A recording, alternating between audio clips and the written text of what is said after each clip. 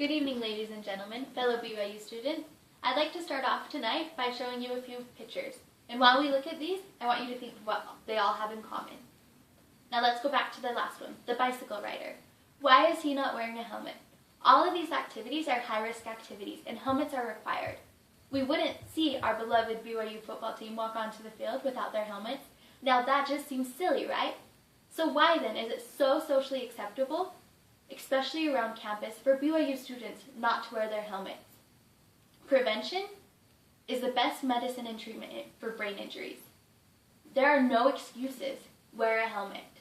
We're going to start tonight by discussing the importance of wearing a helmet, especially while riding a bike, and then we'll talk about the severity of brain injuries, and we'll hear a personal story. So let's start with the facts.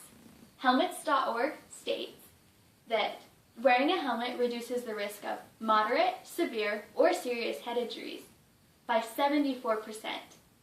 And HelmetsOnHeads.org states that in 2010, 618 bicyclists were killed and 52,000 were wounded in traffic crashes.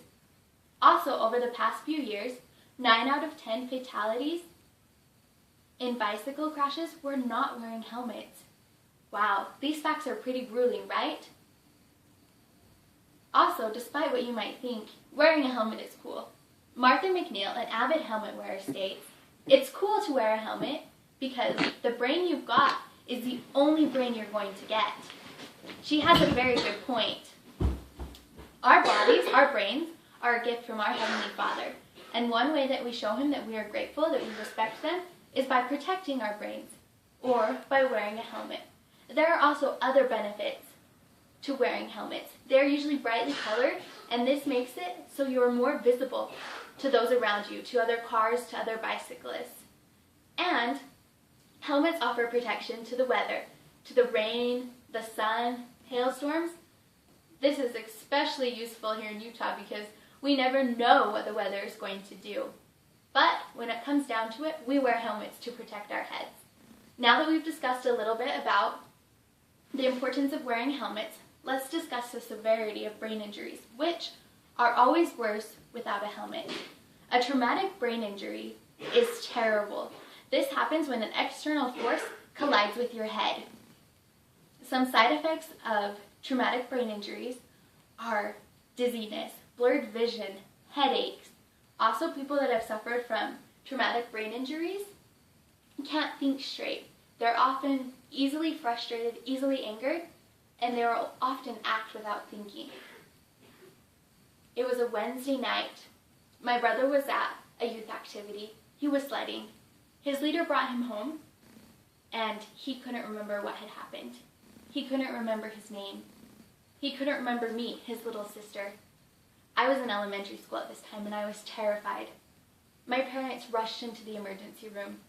He had suffered a traumatic brain injury.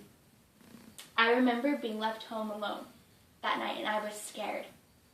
I remember praying to God, pleading that my brother would be okay, pleading that he would remember who I was. Now, this was a long time ago, and my brother is okay now.